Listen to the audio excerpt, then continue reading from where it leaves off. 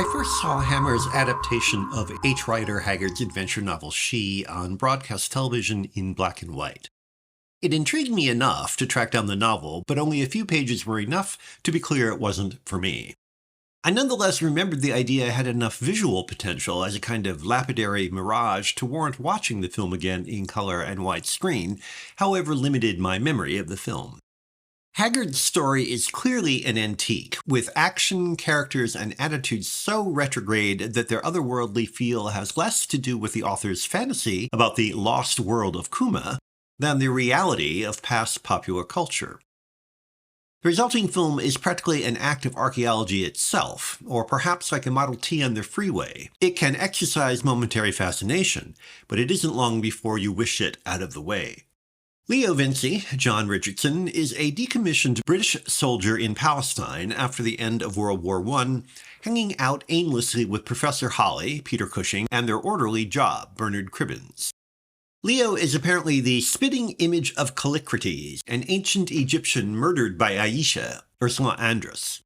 The immortal Aisha longs to be reunited with Callicrates, but before accepting Leo as the reincarnation of her lost love, she submits him to a series of tests to prove his mettle. While the tests on the way to Kuma are decidedly routine, the implicit pornographic fantasy is much more successful. In their Aryan perfection, Andress and Richardson are absurdly qualified to arouse literally flaming masturbatory excitement, though the pretense that either is Egyptian is risible. Neither have to act, they just have to excite the lust in the viewer they presumably feel for each other.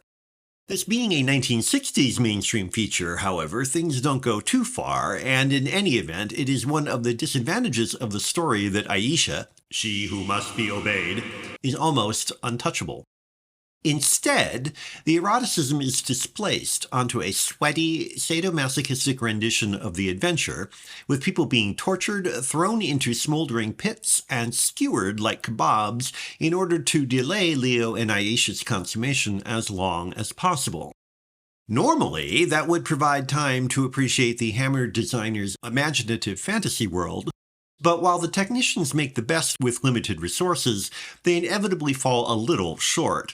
It is one thing to suggest the dark horrors of Dracula's castle with bargain basement resources, it's quite another to recreate an entire civilization. The visual disappointment may result from a limited budget, but nothing in the film quite delivers on the lascivious promise. The adventure is weak, the sex is necessarily constrained, and even with the help of the irrepressible Christopher Lee as Aisha's factotum Bilali, the dramatic conflict feels distended and contrived.